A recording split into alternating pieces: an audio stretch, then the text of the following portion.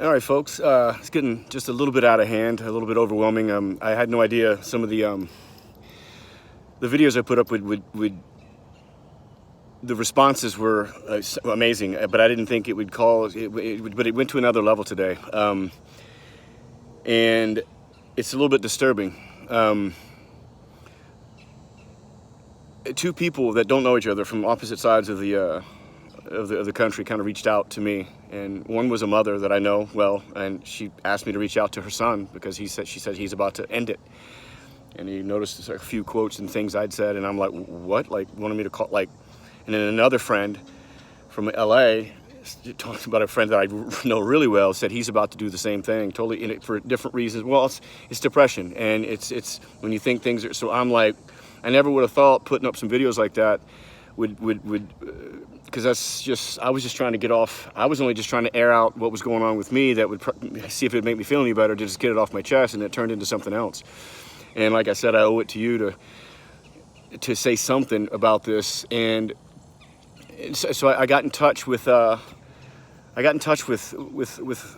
the people, and I just told him this story, you know, because you can say, hey, don't do it, and I just said this, and everybody knows the story with me and my mom, what happened. It's no secret. I was in LA, and it was during my heyday. I was doing movies, all this stuff, and again, you know, I was too busy, wrapped up in how cool I thought I was, and I was playing this volleyball tournament in Huntington Beach. And right before I was about to go on, I was putting my stuff in my bag. My phone goes off, and I see his mom. I wasn't even going to pick it up, but I picked it up, and I was like, "Hey, Mom, what's going on?" And she was talking, and I didn't mean to like blow her off, but I had to get on the court. So I was like, she was just all she wanted to do was talk. And I was just, oh, okay, well, let me get you later. I'll call you back. Yeah, I love you too. Didn't think anything of it, right? And so she gets right off the phone. So she hangs up the phone. She goes upstairs. She puts a noose around her neck, and she hangs herself over the railing at the house. And I could only imagine my dad, when he walked in, what he saw. It was something out of a damn movie. And I remember being so devastated. So I was pissed about it. I was like, and then I started second guessing everything I was supposed to do, how wrapped up I was and self-centered. I was like, what if I would have just stayed on the phone? Hey guys, I'll be there in a second. They wouldn't have started the tournament without me, and just talk to her, and she'd maybe still be here. So I was like, if I try to reach out to you, and I told him, I said, it can't be too late, you know. And so I tried to say something. I barely know this kid. Maybe it did maybe it affected him, maybe it didn't, you know. And then I did the same thing to my other friend in LA.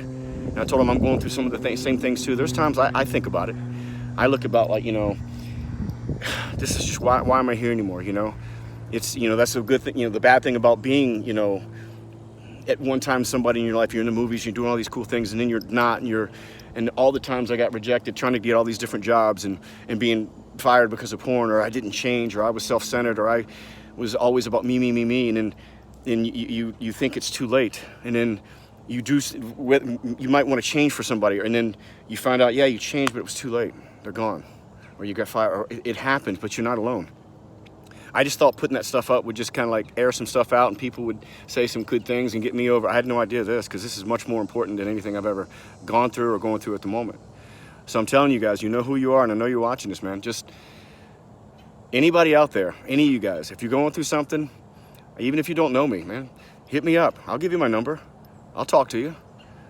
I'll tell you some funny shit. I'll tell you some devastating stuff. I'll tell you some things that nobody really knows. Maybe only one person knows. Only one person knows everything. But you know, it's just I'm here. I'll listen. I'll try to help any way I can. I'm not a therapist. I'm not a, you know, other than going to, you know, nursing school and EMT and having to learn, you know, had to learn how to work with kids with disabilities. Other than that, that's the only credentials I have.